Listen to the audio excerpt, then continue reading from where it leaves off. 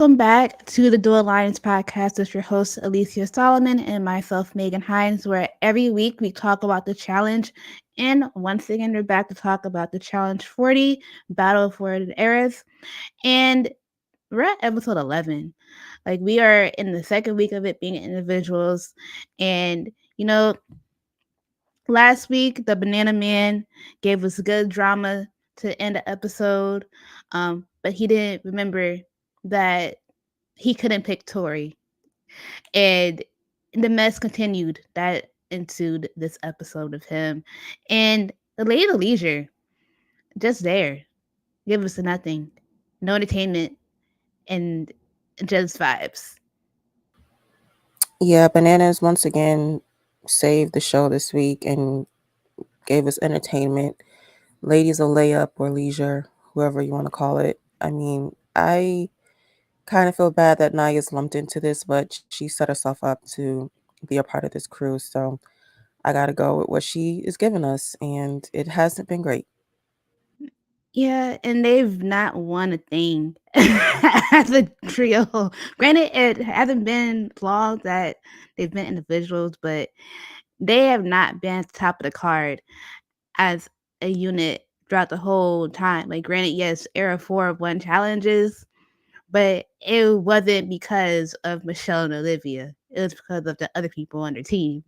And Naya, unfortunately, she was an anchor for Era 3. And so the Lady of Leisure, just there for the vibes, like I said. And now all three of them are targets heading into this week. And with Bananas making them targets because he couldn't pick Tori, um, Michelle told that man that she was hurt because afterwards, when they got back to the house, Michelle's like, I gotta talk to you. And they had it out in the bedroom, and it was not a good moment for Michelle, just like getting her frustrations out. Meaning, what I'm saying is like, Michelle felt hurt by Bananas, but people have told you about this man. Y'all can be friends, all y'all won't. But when it comes to this game, Bananas will use any and everything to his advantage, and you're just deploying that. Granted, that's also what Bananas was trying to say about Devin, but look at what we got here. Yeah, I mean, it's no surprise that Bananas did the whole trickery, gaslighting situation with Michelle a couple weeks back with the Devin and what he told her, and then what she relayed to Devin, and how that has had a domino effect on just her time there. I thought before we even got to that, though, what was funny was Kylan pretty much not pressed Johnny, but went to Johnny, was like, "How did you not know that Tori wouldn't been able to be chosen?" He's like, "Either you're an idiot or a liar." And I'm like, Kylan, turn it up a little bit. I like this energy from you, because honestly, we know Kylan is a super fan of the show. He's always talk about scenarios, what ifs, and things like that. And so Kylan is seems to be always 10 steps ahead, or at least 2 steps ahead. I ain't gonna say 10. I ain't gonna give him all that, but yeah, at least two. So I feel like Kylan was like kind of right to say it, and then Laurel sticking up for Johnny like he like really didn't know. So I just thought that little caveat was interesting, because you kind of see the dynamic shifting of Kylan and Bananas being in the top, maybe three men that are left in the game. And I would throw Jordan into that as well. And just the strategy in going into this, I think, Kylan playing the game more recently. Johnny has too, but Kylan being one of the more recent top guys in the game kind of sees ahead. And then, obviously, like you mentioned, we get to Michelle versus Bananas. I just think that once again, we have friends versus reality TV, and that never works. It's never going to go hand in hand. I mean, Michelle being hurt is a reach, but I can't speak for her. But me watching it is a reach. Like, Banana said what he said. You took it back to Devin, and Devin is gone because of, honestly, his mess up in his elimination. So it's just like a domino effect of foolishness for me in terms of this Michelle versus Banana situation. And I'm not team Bananas, but he's giving me entertainment. So I'm rolling. Yeah, it's like a weird. It's not even like just Michelle versus Bananas. It's Tori versus Bananas because Tori adopted Devin's game, and the allegiance to go against Bananas. Like this is like one of the bigger moves that she's made in her challenge career thus far. Like just like being aggressive and competitive, going against like a big name in the franchise. Like I'm gonna go against Bananas, and granted, yeah, they are a friendship, but at the end of the day, it's a game and it's an individual game. You gotta pit things out in the open. You have to be able to make your claim known. Like you want to win, you have to unfortunately put people like Bananas up. And if you get a burn back, then it is what it is. You have to let that roll off your back and move forward. But also, So real yeah, quick, um, yeah. Go ahead. this being Tori's first big move, like game wise, and she's been on the show for like 10 years. Come on, fam. That is crazy to think about, though. That is really crazy because she's when she popped up, she was propped up as like, oh, the next big thing. She's not been like a strategy type of person as much. Like she's just rolled with whatever like her allies have done. And it's helped her to like a certain point, but it was never an actual game move that like was really like big enough to have her actually give us like an actual good feud of sorts. Because even like with her last couple years, like what actual feud has she had that's helped her in the end, aside from like Cara Maria on World of Worlds? I don't think if she has anything else aside from that. And that was a tumultuous time.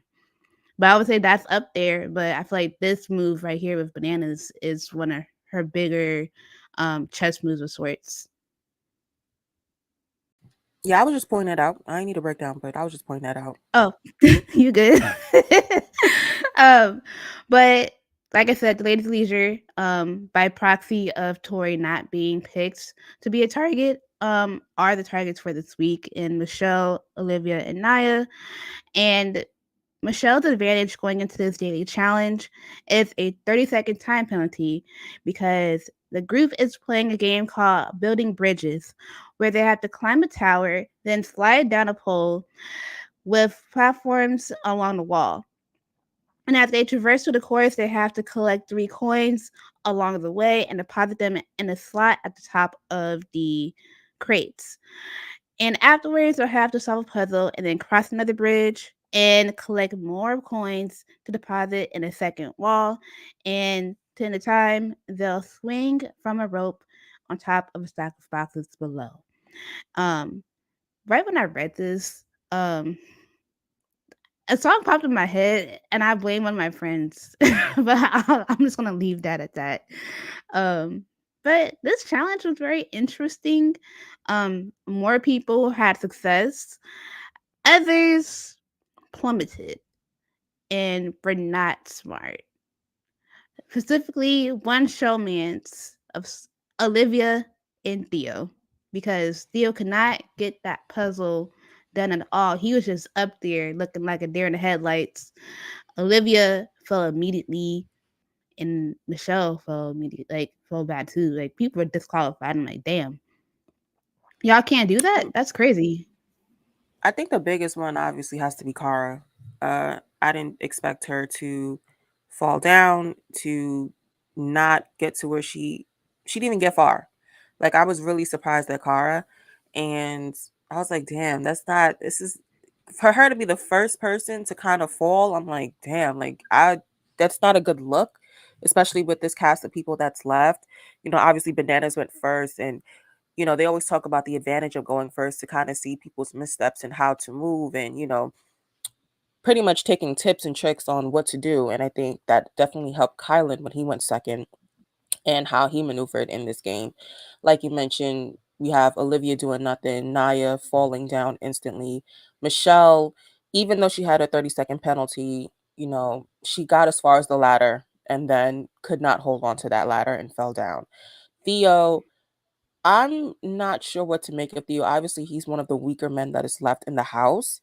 And so I didn't put him up there, but I'm surprised at his endurance, to be honest. And, for all like the weight that Theo has put on since we've last seen him, at least, he hasn't been able to do much with it. And so, I mean, that just shows his hierarchy in the house to me, essentially, and where he falls in line. Josh, even finishing the course, is like, damn, bro, come on, Theo. Like, what are you doing? And I think that also Theo was so bad that we don't even know who was like right behind him. Like I can't even really call it and tell which man was worse than Theo, or not worse, but like on the same traverse of him not even finishing, or like finishing like last. So I just think that's a testament to how much Theo sucked this week. And I just don't expect much from him coming up, and especially obviously what we have with next week. But Theo being a flop, I mean, him and his shorty could flop together, essentially. We flop high, no lie. You know it. Losers. Sorry. Yeah, energy. Oh, but I will say, big shout outs to Aviv because she is the smallest woman that is still in the game, and she killed it throughout this course. Granted, at one point she did get caught in the rope, and that because she also has like a condition, I think, and that kind of like fed up like really quick, but she was able to pick it back up and get through it. And I was like, bro, that's crazy. Like as like we're seeing them go through it, you see people like finishing, and Aviv finished it really well. She was moving throughout that course. She was jumping over those boxes at the top. I'm like, dang, she's really moving. In comparison to how other people did. I'm so sorry, Olivia, but you're getting caught again. That's crazy that you couldn't get up there like that. But Aviv was able to do that. Not as fact. Big shout out to Aviv this week. I think she mentioned she had plantar fasciitis in her foot. So we're gonna see basically how next week that may be able to mess her up going forward in this game. But Aviv has been able to slide under the radar for the most part. But I think this week she kind of showed like, okay, she at least is the middle of the pack. She's not the worst. I mean, she's not the best left in the house, but she's not the worst. And given the fact that she hasn't been on the show in 20 years, I think it's just, a good showing for Aviv in general. And yeah, lick back. She this is the thing with Olivia to me. She was like she want to get her lick back. On what? You losing? You flopping? Like, come on. That I just think that come on. Yo, this craziness. It's just craziness to me. Like, I don't even want to go in on Shorty, but like, come on now. She really like packed it on this week. And it's just like for what? Because she thinks she's better than what she is because of like the first season that her and Horacio did, but she's not. I'm sorry, she's not bright in the head. Really, like really be strategic and be involved in like the social stuff because she's just there, chilling, and cannot keep up at times. I give her credit to some degree, but babes, what you're saying to us is not being shown. Whatever you're doing, it's not working. You're not moving any needles for me. So that's that. Um, but Tori also killed it as well. Like she showed like that she is one of the better women of this season. Like she's up there with Kara and Laurel, even though Kara had her fall. Tori really did kill it throughout this course as well. So props to her on that. Um, she was in top two with Jenny because that they both slid through that course expeditiously, and I was like, dang, that showed Tori really up there when she puts it in work. Yeah, I don't think anybody questions that. I just think how she gets there and how she's been propped up is what the issue is, at least for me, um, in viewing Tori on this show. But definitely shout out to Jenny as well. She went through it pretty quickly, and her being one of the first women to go, like I mentioned earlier, that kind of just put her mark on, okay, I'm setting basically the pace in the table here. And so if I can set a good marker in terms of me getting there, like finishing the course quick, then whoever wins wins. So definitely shout out to Jenny, but she got the upper hand on Tori this week, which is what you need in this situation and in this house, because given Jenny's relationships, you know, they mentioned earlier it's two sides to the house. It's basically Banana and his crew of women, and then you have the rest of the house. And so it's kind of split in half. Numbers are a little bit thicker on the other side with Tori and Jordan and, Corey and all of those people. But I think Jenny kind of putting her foot in the mix and was like, listen, I'm not just here. Like I'm gonna do something. So shout out to Jenny for that. Yeah. Um, and also Kylan won. Um, and I was like, that's big props. Like I said earlier, like Kylan was actually like going flying through this. Like he was the second guy to go.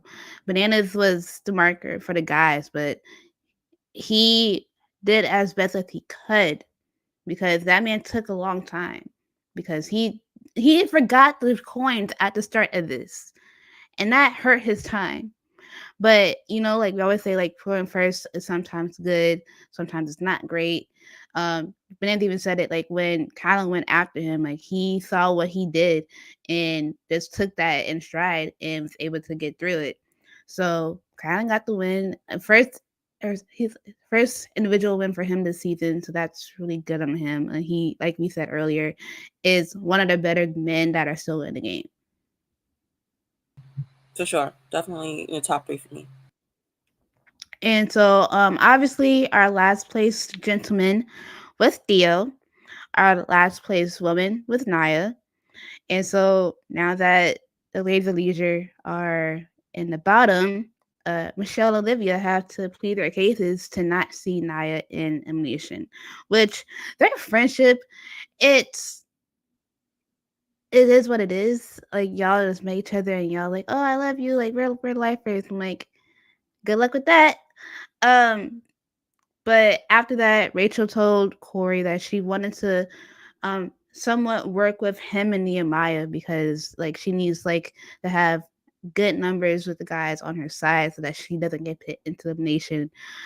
So she's doing in some good social work to get herself safe in a good position for the end game. For sure. I think Rachel, one or two things with this Rachel situation. She's obviously playing her social game to the best of her ability in terms of making new relationships and trying to leverage the men in the house and trying to get them all on her side. However, she now has like 55 people that she's working with in terms of the men. So I'm not sure how that's going to play out for her later on because, the women have authority in terms of when the men lose and picking them. So if she wins, that puts her in a tough situation. If she stays in the middle of the pack and just doesn't lose, then Rachel can continue to slide on with all of the men on her side. Basically, whenever there's a Women's Day, they wouldn't really say her name first. So it can really go two sides with this Rachel situation. Like I'm excited to see that she's really playing the game and putting her foot down, being the only person from era one left. But then on the other side, how is that going to play out? Because the same thing you cried about with Tori and having all of these numbers and alliances situations with the Vacation Alliance a couple weeks back, you're putting yourself in that same situation by having 55 people on your side. So we'll see how that works and how she leverages that if she wins and gets away with it. I think the purge is going to help this tremendously, though. So kudos for Rachel for playing this game um, in a way that can help her. Yeah. Also, Bananas started to sow some more doubt this time in Naya on the Jordan end of things because he said that Jordan's top four women were Rachel, Tori, Laurel, and Aviv. When part of those ladies are part of Bananas Angels, and it's like I get it. Like now, like it's a Jordan versus Bananas thing now. Like granted, like they've been cool with one another, and they haven't like made hits at one another really, but sowing the seeds of like doubt with Naya on Jordan was good part on Bananas end, but will it pan out? Not as much because Jordan knows how to kind of weasel his way out of talking game with Naya, like we saw later on in the episode.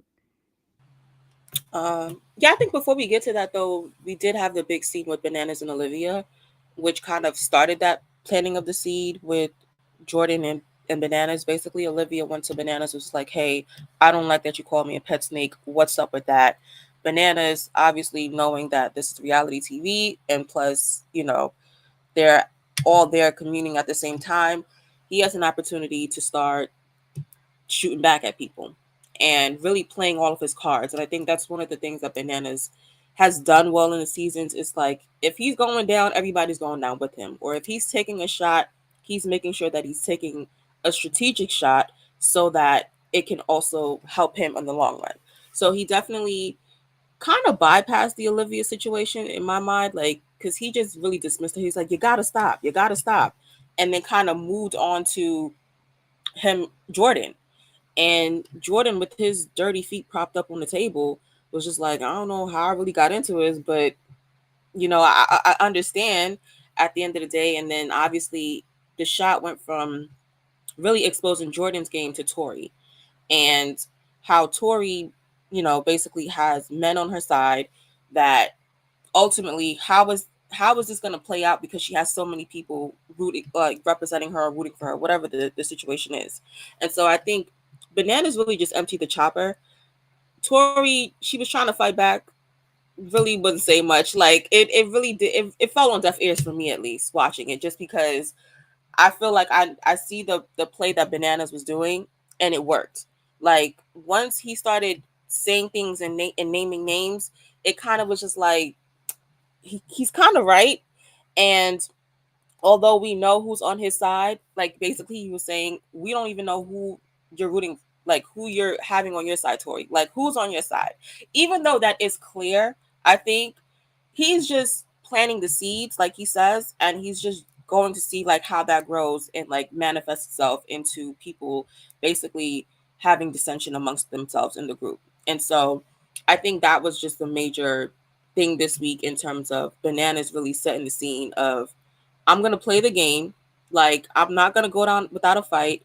Whoever wants to come at me can come at me, starting with Olivia, and I'm just gonna continue to go, on. And even when Olivia and Bananas was having their back and forth, Naya was like, well, why you turned up? Like why, like if it's not as big as as you think it is, or as you say it is, Bananas, why are you so turned up?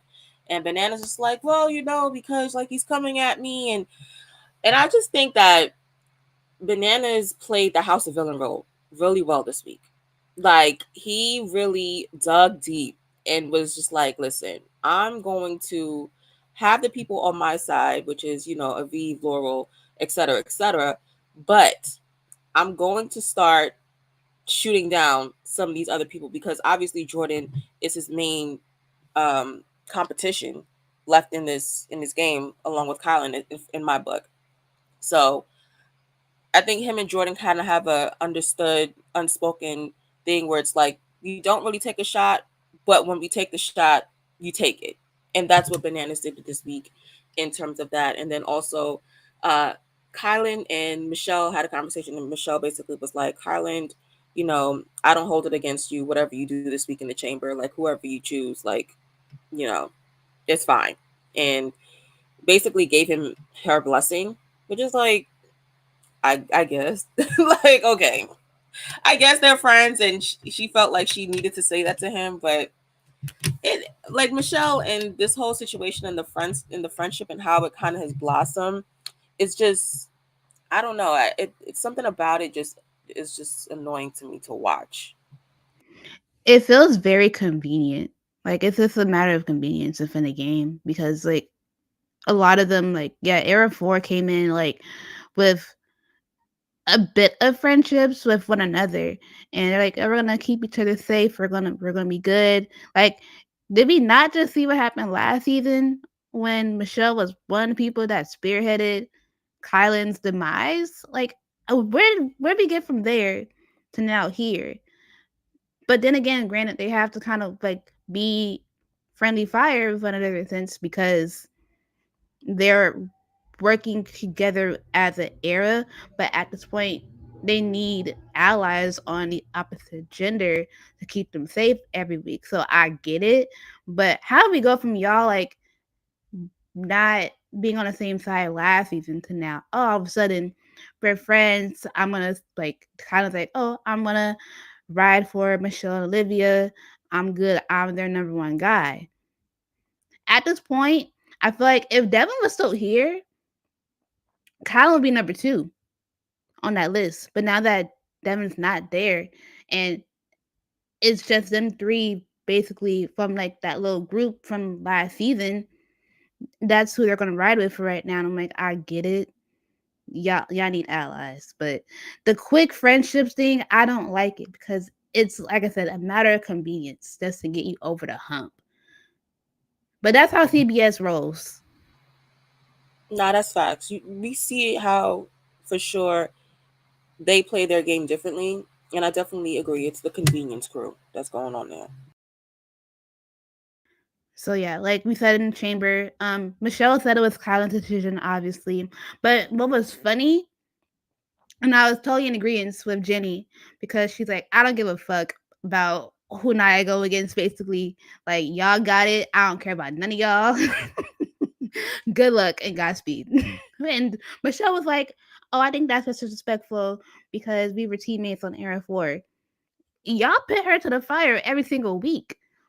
Y'all expect her to care that y'all are found friends? Y'all just met Naya, mind you. Y'all just met that lady like a couple weeks ago, and now y'all are like this. And you're like, oh, Well, disrespectful? yeah, for me, I don't think Jenny was wrong because I don't. She never had the opportunity to have that conversation with that era to discuss how she felt. And I think even though she did discuss it with them weeks ago when she was a target for the second time, I think she was just like, I'm kind of over this. Like, I don't want to do this anymore. And at the time, they had people on their team who were not self nominating and were hiding their hands and basically just skating on through. Even though they're not here anymore, that was the case that was happening. So I think Jenny felt like I'm being put out to the wolves, even though they don't have the authority to choose the target and that necessarily wasn't on them. At the same time, I do think that Jenny was on an island on that team by herself just because of the relationships and the nature of that era. And I do think that she felt like she had a right to be by herself, which is why we started to see her be on Banana's side and be on this Bananas Angels kick because she really had nobody on her era that was really rooting for her, unlike the other people that was in that same situation with her on her era. So I don't think Jenny was wrong in coming and being like, girl, I really don't care about this. Naya, you my girl. Whoever you want to choose. And it's not even up to Jenny, to be honest. It's up to Kylan. But I do think Jenny getting her shit off, I don't have a problem with it because when was she going to? Like, she maybe should have had a conversation prior, but I don't think she felt like it was open communication with those people to even have that conversation. So I'm not mad at Jenny going in and like really just opening the fire and just shooting at them. And then Michelle kind of being all up in arms like, it's not the time. And it's girl, when is the time? Like at the reunion in 2 months? Like, nah, I'm gonna get my shit off now. You're gonna hear it. If you like it, you like it. If you don't, you don't. Oh well. Like, I don't feel sorry. Yeah, in that moment, I was like, I don't mind it, like because like you said, where else was she gonna say this at the reunion? Like we don't see as much even being shown. Like would she even be able to talk at the reunion about this? Mind you, that's the crazy thing. Like they're not gonna let her talk as much. So she had a moment. She the one that won. She set the table. She's like, I'm gonna say my piece. Y'all got it. Yes, it's kind of a decision. And it already knew that it was gonna be Michelle anyways. Olivia got scot free. It is what it is. Let's let it be. And then Nia did confront Jordan afterwards about what was said, and like I said, and and I kind of clocked it, like, yo, he's just giving me a political answer, but she knew what was up. Like she knew, like she wasn't within like his top two at least. Like he said Laurel and Tori's names as women that he would be um protecting her, taking over her. And she took that as noted and was gonna use that if she came back in the house. Shocker. I'm so shocked. I am so freaking shocked. Like, Naya, this is my only problem with how she has moved and come back in this situation. Granted, you forgave Jordan, y'all had a little showmance or romance or whatever. That's not even my concern because that's also another thing my eyes are still burning off of. It's the fact that you, like you said, like she said, blindly trusted Jordan and just thought that because they had a relationship or understanding outside of this house of just being cool with each other, that that would translate. And Naya, you got to be smarter than that. Like, you got to start playing the game. I think Naya just comes in sometimes. She has some relationships with certain people, but she doesn't really think it through. Like, I'm skating, quote unquote, but I need to also start planning relationships with people. And Michelle and Olivia can only get you so far. Carolyn is probably the only one that really would hold her down, and I wish she didn't had lose this week because she would have been chosen and she would have been able to stay and kind of maneuver herself more into the house. But I just think Naya blindly trusting Jordan is like, girl, what did you expect? Like, I'm sorry. I don't want to go there, but like, girl, you really putting your trust in that is crazy to me. And now you're showing the effects of it. And I feel like if Nia comes back in the future and plays games and has, Jordan's on the season with her, obviously it's going to be a little bit different. She's going to, open her eyes a little bit more. But I wish she would have did that sooner because I just don't think that he had the best interest to begin with. Like, I just think that is bullshit. So for the fact that you even still going with this ruse of like Jordan's your people and your mans and all of that stuff, and thinking that's gonna relay in the house, like, that's crazy to me that you even put him on that pedestal. To be honest, Yeah, like this man literally called her an anchor. Josh said that the man called her an anchor on Era 3. Of like the group that they had on Era 3. I would have like looking at you have Tori, Janae, Avery, and then Naya. Dare I say I would put Avery above her. Like she really was, and I agree. Like she was the anchor of Era 3. She, as much as like she is capable, it didn't help them at times. But in his mind, he can't win with Naya in the game. And this is where like personal relationships like always messes things up for people. Like you're like you have to, like we always say, separate the personal from the game. People bring in the personal stuff into the game thinking that it'll help them in the long run. Like you said, it only gets you to so far in the game, but you have to leverage those relationships. You have to go out of your way to even like talk game. Like you have never seen Naya actually even talk game with Jordan. Like she didn't know where he was at with like where she felt even on his totem pole prior to this conversation. Like she just came back and like, yo, was relying on whatever type of relationship her and Jordan had. But at the end of the day, when you look at who's left of like the group, Naya's at the bottom.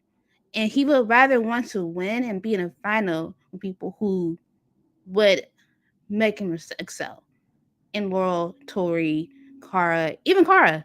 And they don't have a great relationship. He would probably even pick Kara over Naya in that conversation. yeah, for sure. For me, obviously, it's about representation. I want Naya on the show because obviously she's a black woman and we need representation on the show. Period. So I guess she's not the greatest challenge competitor, and I wish she would do a little bit better, to be honest. Like in the daily challenges, at least, and even in elimination, I think she relies a little too much on her going into elimination and trying to like come out of that to kind of sustain her in the game. And realistically, you have to start winning challenges without a team to be successful. So I do hope that in the future, if she does come back, she works on that a little bit better so that she can get farther in the game without relying on so many people. Yeah, I totally agree because it would have been better if she came in like having that sense of Hurricane Night in her, but being smart about how she moved to the game. Aside from people that she was really cool with, like she is a capable. I'm not saying she's not capable. She is capable. She just has to put pen to paper and get to work and really put her all in these dailies, even in eliminations. You like you said, you can't rely on just going to elimination because her record is not great at all in eliminations. So you have to be better about doing that. But with that, we were going into the arena. Kylan picked Michelle, and Michelle and Naya are playing a game called Fortification, where they have to select 40 crates that are um, chained together, and they have to transfer them to their designated stations. And they have to do that in order so that they're released. And they have to do some math equations to get those crates released. And once they get those done, they have to unlock those, use those solutions to unlock their chains and transfer all of them and get them done. The first person to do that will win this elimination and stay in the game. And this was, it annoyed me very much was how Naya kind of went through by it with this elimination. Like she was like, I'm just gonna focus on getting the equations done. But that held her up because she took so long trying to do that and she didn't move anything to get some motion going. Like Michelle, on the other hand, was able to get a good lead by doing some equations, moving the crates, and switching off whenever she felt like she needed to do that. Yeah, I don't. The strategy wasn't there for Naya. I think that even it just didn't hit. Like, first of all, the math is just like blowing me because why? But even even still, like Naya didn't do anything to help her case, help her situation. I don't know. She started to do the math and then decided to just stick it through all the way to get all of the crates out at the same time. And it's like once you see Michelle start moving, I feel like if she would have just got solved at least one equation and started moving at least part of the crate, she would have probably still had a head up on Michelle. Just because, and I feel like endurance wise and carrying the crates, Naya was going to be ahead of Michelle. Like even when Naya started moving and she started running with the crates, Michelle was like, "Oh, you running with this? Like, oh shit, I got to pick it up."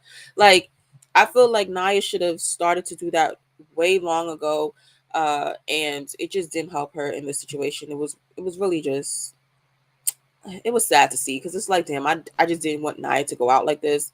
I wanted her to have a fair chance, and it was funny that Johnny mentioned like Nia's been with Kylan this whole time and she couldn't like get any math kind of rubbed off on her. It's like, bro, they not about to be solving equations in the pool. Like, come on. But at the same time, I just think that the strategy wasn't there for Nia. It like brutally affected her in her finishing this. And, Michelle got an upper hand in at least starting to move the crates. Like, because even Michelle, when she was solving the equation, like she started off and it was like a couple of her answers were wrong. So she had to like go back and keep go back and go back. So it's just like if Nia would have did the same and just did one at a time, I feel like if she would have just solved one and moved part of it, she could have probably had a better head start and just at least moving because she waited really until basically the end to be like, you know what, I'm just gonna have to start moving these crates because I'm not getting anywhere. And it's like it's a little too late, girl. Like you should have did that way, way ago when you were solving like three other equations. So it definitely hurt me to see Naya go out like this. Yeah, because it was bad. Like she looked defeated at one point too. Like she just was like resigned herself to the fact that yo, I'm not winning this.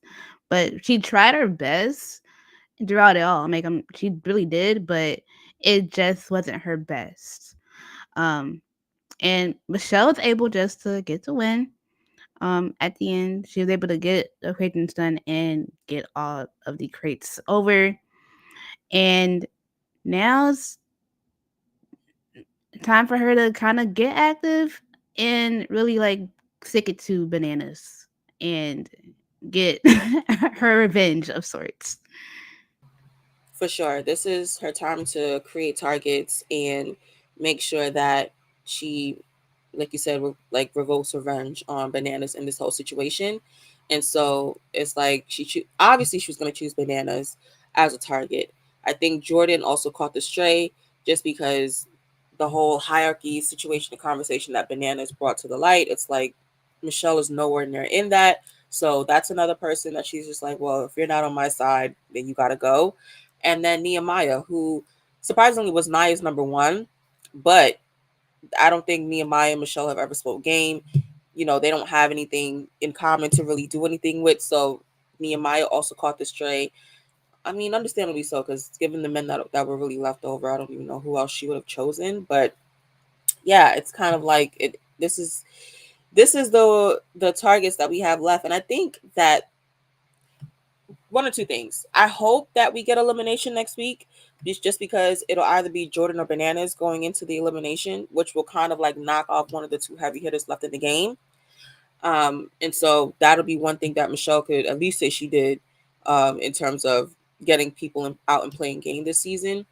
But if that's not the case for next week, like, then what does the targets mean? Like, what does that, you know, effect left over now for Michelle if we don't get the elimination? Because it is a mini final, it's a purge happening next week. So there's a lot of elements that can honestly go right in this situation or go wrong in terms of her choosing these targets. But I do think that it was the move that she should have made. It's time to make moves. It's not time to, sit on your hands. Like, you got to do something here. Yeah, because we're almost to the final. Because that purge is gonna weedle out the rest of the weaklings in a sense, and pitting in Jordan Bananas to adversaries who are arguably two of the better players in the game at this point of the men's side works in her favor, and it would look great on her resume to get at least one of them out next week. But like I said, how the purge in that mini final goes, we'll see. Because when I first saw like, oh, Nehemiah's in this group of targets, he'll be out. But we're definitely getting people eliminated in that purge. And if he survives that purge, he may be okay.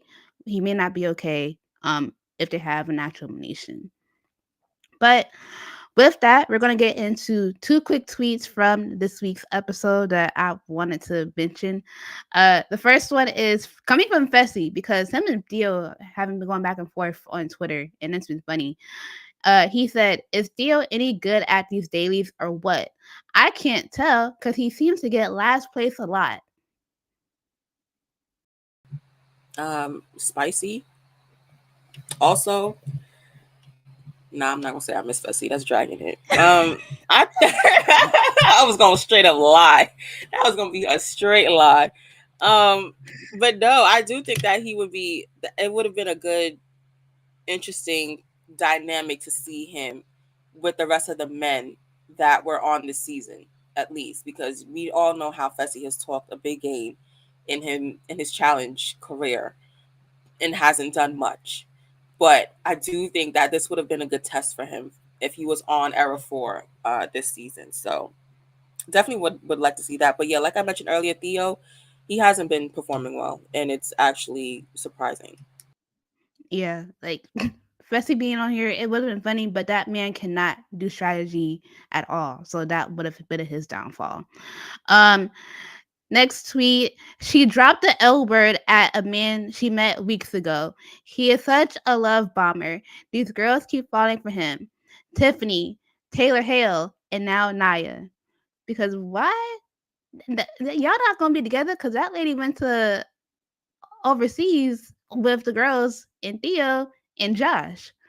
Like, how did that happen?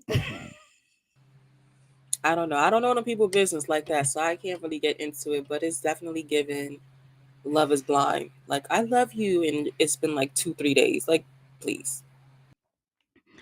In the last tweet, well, this last one, Derek sipping his drink, Jordan having his bare feet on the table, Bananas and Tori losing their shit, Kara laughing while wearing that fuck ass cowboy hat. Oh, we are so back.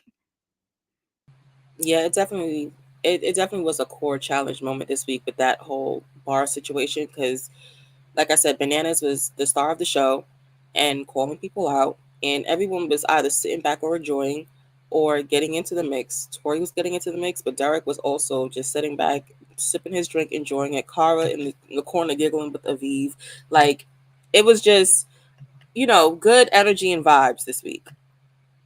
Another great, like, you always know it's always a messy man at the center of a conversation, and that just happened to be Johnny Bananas.